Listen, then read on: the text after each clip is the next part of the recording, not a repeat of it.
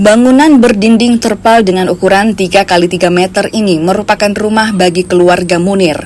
Munir bersama keluarganya tinggal di tempat ini sejak 2 tahun lalu. Bangunan yang berada di Desa Banatorejo, Kecamatan Tapango, Polewali Mandar itu jadi satu-satunya tempat bagi keluarga dengan 5 orang itu. Tak ada fasilitas yang memadai. Bahkan untuk tidur, mereka menggunakan karpet yang usang. Kondisi keluarga Munir kian memprihatinkan setelah 2 dari 3 anak Munir alami kelumpuhan dengan diagnosa tulang rapuh. Gizi buruk yang juga mulai dialami keduanya membuat kakak beradik kian memprihatinkan. Keduanya hanya bisa berbaring dan tak bisa beraktivitas sebagaimana anak-anak seusianya. Anak Munir sudah mulai alami gejala tulang rapuh sejak usia 2 tahun. Pengobatan pun telah dilakukan, namun kondisi keduanya belum juga pulih.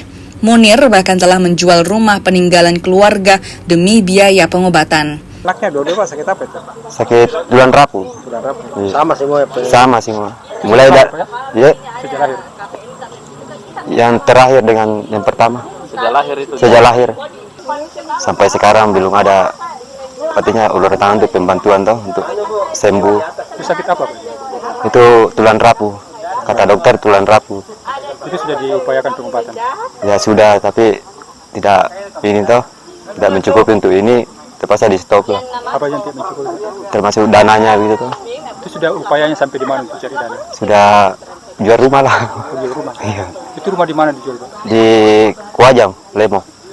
Dijual untuk pengobatan? Ya, untuk pengobatan anak. Tapi tidak mencukupi juga? Tidak mencukupi juga. Enggak ada biaya sekarang, Pak ya? Pekerjaan sebagai buruh batu merah kini jadi sumber utama pemasukan keluarga Munir. Ini tentu jauh dari kata cukup. Bantuan sosial yang kerap diterima jadi harapan Munir bisa membiayai kehidupan keluarganya. Dinas Kesehatan Polewali Mandar yang mengetahui kisah anak Munir memberi respon dengan melakukan pemeriksaan dan memberikan asupan gizi. Kedua anak Munir pun dirujuk ke rumah sakit untuk mendapatkan pengobatan.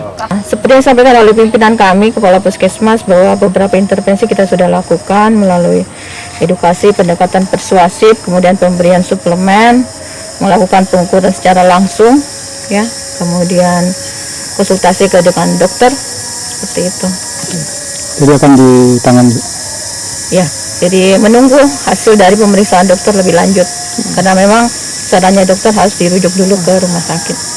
Selain memberi bantuan pengobatan bagi kedua anak Munir, pemerintah melalui Kemensos akan memberikan bantuan berupa gerobak bakso untuk modal membantu perekonomian keluarga.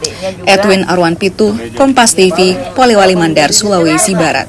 Baru 1 hari.